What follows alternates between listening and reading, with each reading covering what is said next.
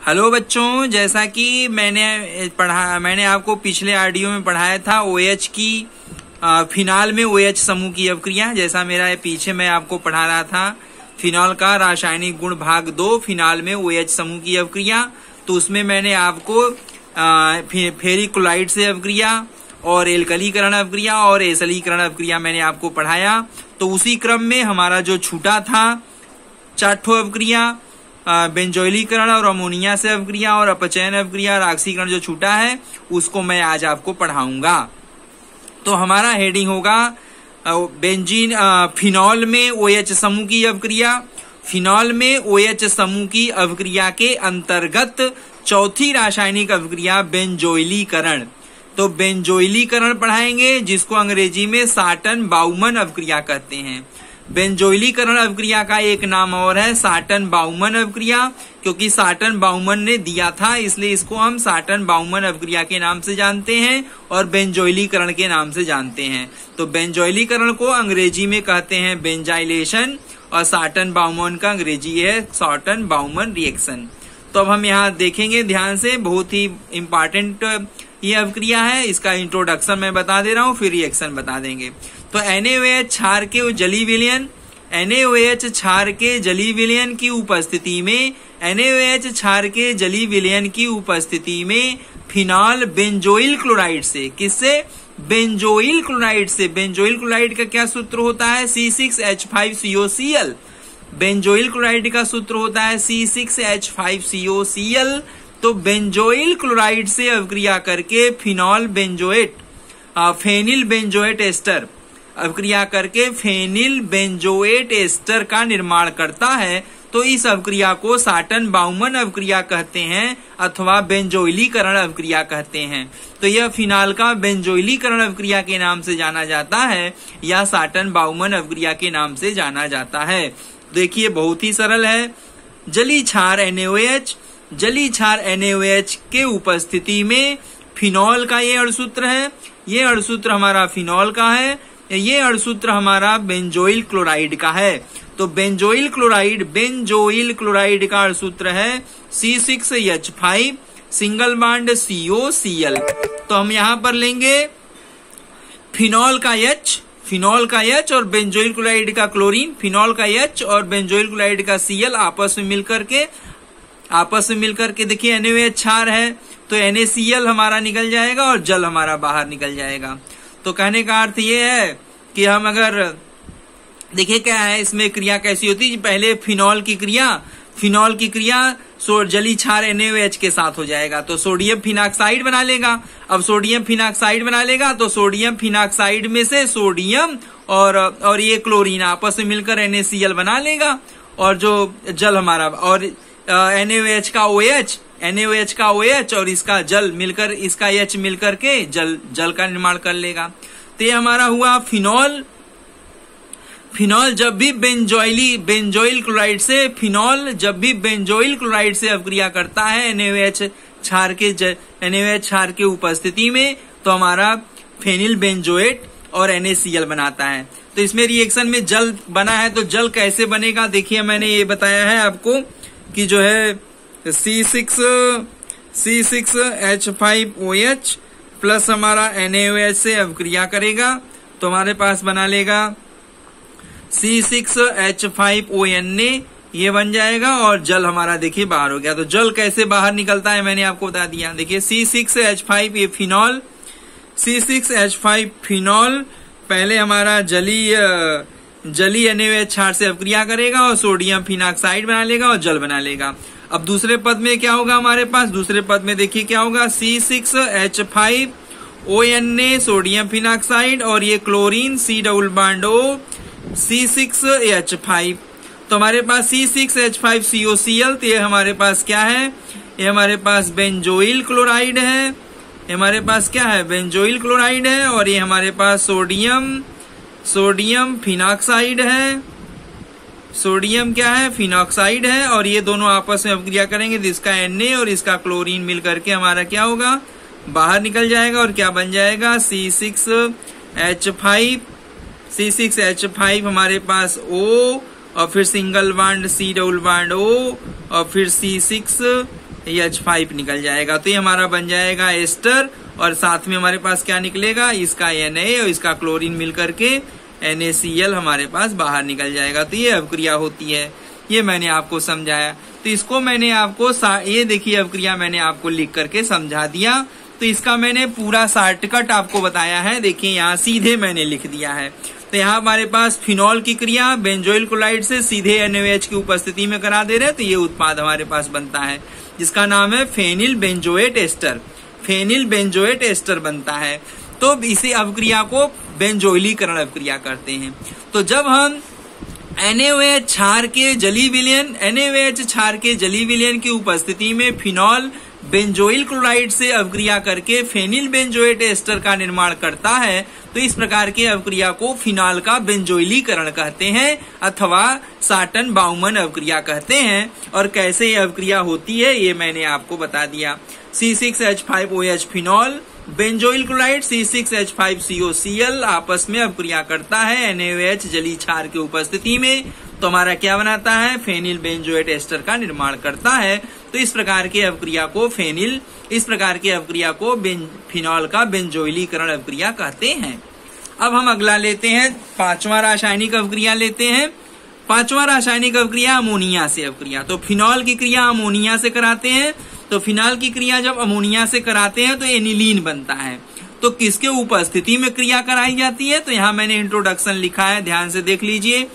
Phenol निर्जल zinc chloride, phenol निर्जल zinc chloride, तो जिंक क्लोराइड का सूत्र है ZnCl2। निर्जल ZnCl2 की उपस्थिति में 300 डिग्री सेल्सियस ताप पर अमोनिया से अवक्रिया करके एनिलीन बनाता है। तो कहने का अर्थ यह है कि जब फिनॉल की क्रिया हम निर्जल जिंक क्लोराइड ZnCl2 की उपस्थिति में और 300 डिग्री सेल्सियस ताप पर अमोनिया से कराते हैं फिनॉल की क्रिया, तो हमारा एनिलीन उत्पाद बनता है।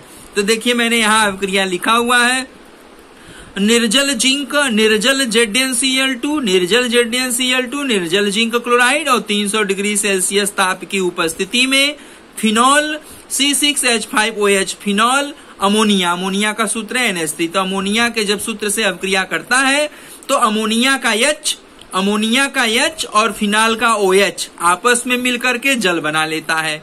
तो यहाँ अमोनिया में क्या बचा, H निकल गया तो क्या बचा NH2, और फिनॉल में क्या बचा, OH निकल गया तो क्या बचा C6H5। तो फिनॉल का C6H5 और अमोनिया का NH2 आपस में मिलकर के बनाता है C6H5NH2 और जल हमारा बाहर निकल जाता है। तो यह अवक्रिया मैंने आपको बताया कि निर्जल जिंक क्लोराइड, निर्जल ZnCl2 और 300 डिग्री सेल्सियस ताप पर जब फिनॉल अमोनिया से क्रिया करता है तो हमेशा एनिलीन C6H5NH2 एनिलीन बनाता है और साथ में जल हमारा बाहर निकल जाता है। तो यह हुआ हमारा फिनॉल का अमोनिया के साथ अवक्रिया। अब आगे हम लेते हैं फिनॉल का अमोनिया। नोट पॉइंट हम यहाँ पे बता देते हैं, बुचरर अवक्रिया, क्योंकि फिनॉल के द्वारा एनिलीन बनाने का एक तरीका और है। यहाँ कहा गया है कि जब हम फिनॉल को अमोनियम सल्फेट और अमोनिया की उपस्थिति में जब हम फिनॉल को अमोनियम सल्फाइड का सूत्र है NH4 का whole twice SO3, ammonium sulphide और अमोनिया की उपस्थिति में 152 डिग्री सेल्सियस ताप पर अमोनिया के साथ गर्म करने पर एनिलीन प्राप्त होता है। तो जब हम फिनॉल को अमोनियम सल्फाइड और अमोनिया के उपस्थिति में 152 डिग्री सेल्सियस ताप पर फिनॉल को अमोनिया के साथ गर्म किया जाता है तो एनिलीन प्राप्त होता है। तो इस प्रकार के अवक्रिया को बुचरर अवक्रिया कहते हैं। इस प्रकार के अवक्रिया को क्या कहते हैं, बुचरर अवक्रिया कहते हैं। तो अगर इम्तिहान में आए बुचरर अवक्रिया किसे कहते हैं, अगर परीक्षा में आए बुचरर अवक्रिया किसे कहते हैं, बुचरर अवक्रिया लिखिए तो आपको सीधा ध्यान रखना है कि फिनॉल की क्रिया अमोनिया से कराना है। तो फिनॉल की क्रिया जब अमोनिया से कराएंगे, किसके उपस्थिति में कराएंगे, जो है अमोनियम सल्फाइड की उपस्थिति में। जब अमोनियम सल्फाइड NH4 का whole twice SO3 ammonium sulphide और अमोनिया की उपस्थिति में फिनॉल की क्रिया अमोनिया से कराएंगे तब वह बुचरर अवक्रिया कहलाएगी। लेकिन जब हम निर्जल जिंक क्लोराइड उत्प्रेरक की उपस्थिति में फिनॉल की क्रिया अमोनिया से कराएंगे तब बुचरर अवक्रिया नहीं होगा। बुचरर अवक्रिया कब होगा? जब अमोनियम सल्फाइड और अमोनिया उत्प्रेरक की उपस्थिति में फिनॉल की क्रिया अमोनिया से कराते हैं तो हमारा बुचरर अवक्रिया कहलाता है और उत्पाद क्या बनेगा? एनिलीन बनेगा। तो एनिलीन तो यहां पर भी बन रहा है, एनिलीन यहां पर भी बनेगा, लेकिन यह अवक्रिया बुचरर कहलाती है। क्यों बुचरर कहलाती है? क्योंकि यहाँ अभिकर्मक बदल गया। यहाँ अमोनियम सल्फाइड और अमोनिया की उपस्थिति में जब फिनाल अमोनिया से क्रिया करेगा तो इस अवक्रिया को बुचरर अवक्रिया कहेंगे। तो ये हमारा हो गया बुचरर अवक्रिया। नेम रिएक्शन है, नेम रिएक्शन के कॉपी में लिख लीजिएगा बुचरर अवक्रिया। तो बुचरर अवक्रिया किसे कहते हैं यह भी मैंने आपको समझा दिया। अब अगला हम लेंगे, छठवां लेंगे हमारा अपचयन अवक्रिया। कौन अवक्रिया? अपचयन अवक्रिया। तब अपचयन अवक्रिया किसे कहते हैं? अपचयन अवक्रिया 2 पार्ट में लेंगे, ए पार्ट। अपचयन अवक्रिया 2 पार्ट में लेंगे, ए पार्ट फिर बी पार्ट लेंगे। तो पहले हमारे पास ए पार्ट की जानकारी लीजिए।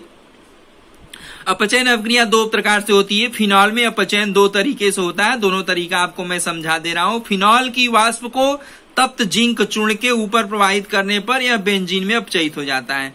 मतलब जब हम फिनॉल की क्रिया जिंक चूर्ण से कराते हैं, तो फिनाल बेंजीन में अपचयित हो जाता है। यह फिनाल का अपचयन अवक्रिया के नाम से जाना जाता है और यह बहुत ही महत्वपूर्ण रासायनिक अवक्रिया है, परीक्षा में बहुत बार पूछा जाता है। तो जब हम फिनॉल की क्रिया C6H5OH की क्रिया जिंक चूर्ण से, किससे? जिंक चूर्ण से। जब हम फिनॉल की क्रिया C6H5OH की क्रिया, फिनॉल की क्रिया जिंक चूर्ण से कराते हैं, जिंक चूर्ण के साथ गर्म करते हैं, तो जब फिनॉल को जिंक चूर्ण के साथ गर्म करेंगे तो हमारा बनेगा C6H6 बेंजीन बनेगा और जिंक ऑक्साइड बाहर निकल जाएगा। तो यह अवक्रिया फिनॉल का अपचयन अवक्रिया के नाम से जाना जाता है। यह अवक्रिया फिनॉल की अपचयन अवक्रिया के नाम से जानी जाती है। तो ध्यान रखिएगा कि जब भी फिनॉल की क्रिया जिंक चूर्ण से कराई जाती है, तो हमेशा बेंजीन बनता है। इसे फिनॉल का अपचयन अवक्रिया कहते हैं। जो अपचयन अवक्रिया का पहला पार्ट मैंने आपको समझा दिया। अब अपचयन अवक्रिया का दूसरा पार्ट सुनिए क्या है। तो अपचयन अवक्रिया का दूसरा पार्ट बी पार्ट लेते हैं। इसमें अपचायक बदल जाएगा। देखिए यहाँ जिंक अपचायक नहीं लिया गया है, यहाँ अपचायक लिया गया H2, यहाँ अपचायक लिया गया H2 Ni। मतलब निकिल धातु के उपस्थिति में हाइड्रोजन के द्वारा अपचयन किया जाएगा। किसके द्वारा अपचयन किया जाएगा? निकिल धातु के उपस्थिति में हाइड्रोजन के द्वारा जब फिनाल का अपचयन करते हैं तो उत्पाद क्या बनता है? साइक्लोहेक्साइल एल्कोहल बनता है। साइक्लोहेक्साइल एल्कोहल में अपचयित हो जाता है। तो कहने का अर्थ यह है कि जब हमारे पास C6H5OH फिनॉल की क्रिया हम हाइड्रोजन से कराते हैं, फिनॉल C6H5OH की क्रिया हम हाइड्रोजन गैस से कराते हैं निकिल धातु के उपस्थिति में 200 डिग्री सेल्सियस ताप पर, तो हमारा बनता है साइक्लोहेक्साइल एल्कोहल। तो साइक्लोहेक्साइल एल्कोहल का अणुसूत्र है C6H11OH, C6H11OH, इसका नाम है साइक्लोहेक्साइल एल्कोहल।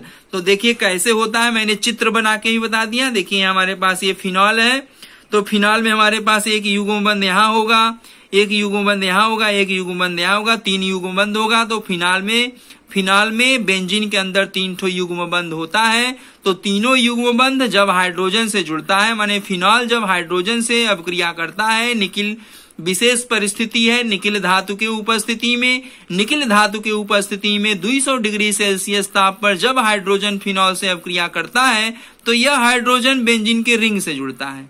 यह हाइड्रोजन कहाँ जुड़ता है? बेंजीन के रिंग से जुड़ता है। तो एक बेंजीन के रिंग में एक हाइड्रोजन यहाँ जुड़ जाएगा, एक हाइड्रोजन यहाँ जुड़ जाएगा, एक हाइड्रोजन यहाँ, एक यहाँ, एक यहाँ, एक यहाँ जुड़ जाएगा। तो हमारा अणुसूत्र हो जाएगा C6H11OH, जिसका संरचना सूत्र ये है। ये C6H11OH का यह संरचना सूत्र है, जिसका नाम है साइक्लोहेक्सिल एल्कोहल, जिसको बोलते हैं IUPAC नाम में अगर देखेंगे तो इसका IUPAC नाम होगा साइक्लोहेक्सेनाल। तो साइक्लोहेक्साइल एल्कोहल का IUPAC नाम है साइक्लोहेक्सेनाल। तो ये हमारा हुआ फिनॉल का अपचयन अवक्रिया।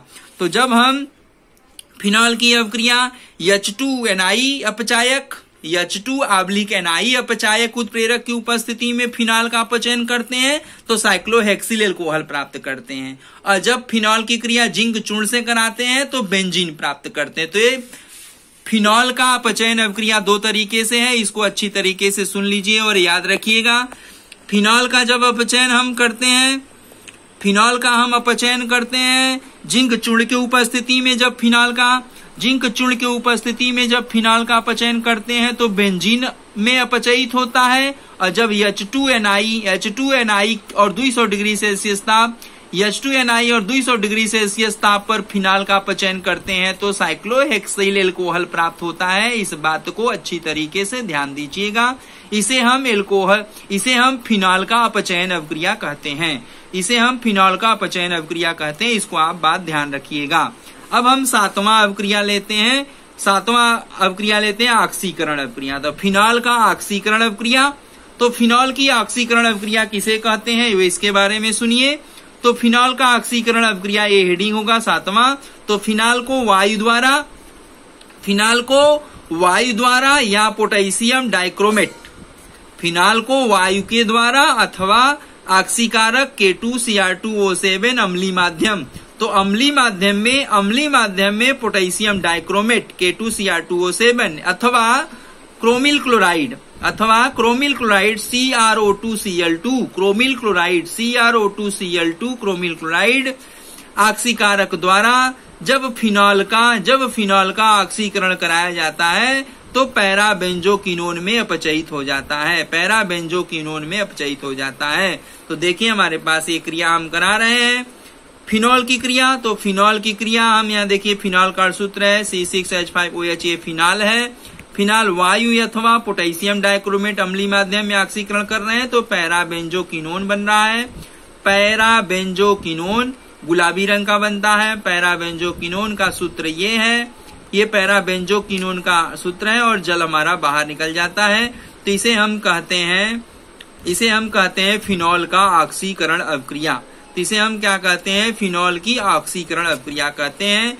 तो फिनॉल का वायु द्वारा अथवा पोटेशियम डाइक्रोमेट और अम्लीय माध्यम में पोटेशियम डाइक्रोमेट K2Cr2O7 ऑक्सीकारक के द्वारा फिनॉल का जब ऑक्सीकरण कराया जाता है तो जल हमारा बाहर निकल जाता है और पैराबेंजोक्विनोन प्राप्त हो जाता है।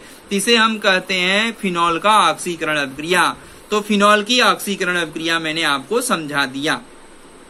तो हमारा फिनॉल का रासायनिक गुण भाग 2। फिनॉल का रासायनिक गुण भाग 1 था अम्लीय गुण, फिनॉल का अम्लीय गुण।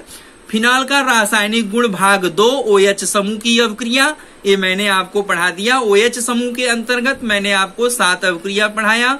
एक पहला फेरिक्लोराइड से अवक्रिया, दूसरा एसाइलेशन एल्कलीकरण, तीसरा एसाइलीकरण एसलीकरण, चौथा बेंजोइलीकरण, पांचवा अमोनिया से अवक्रिया, छठवां अपचयन अवक्रिया, सातवां ऑक्सीकरण अवक्रिया पढ़ाया। तो हमारा फिनॉल का रासायनिक गुण भाग 2 OH समूह की अवक्रिया समाप्त होती है। अब फिनॉल का रासायनिक गुण भाग 3 लेंगे, उसके बाद भाग 4 लेंगे। तो फिनॉल का रासायनिक गुण भाग 3, फिनॉल की बेंजीन नाभिक से अवक्रिया। तीसरा रासायनिक गुण लेंगे फिनॉल में बेंजीन नाभिक की अवक्रिया। तो फिनॉल में बेंजीन नाभिक की अवक्रिया, फिनॉल का रासायनिक गुण भाग 3, फिनॉल में बेंजीन नाभिक की अवक्रिया। ये बात हम आपको अगले ऑडियो में समझाएंगे। आज के लिए बस इतना ही। धन्यवाद।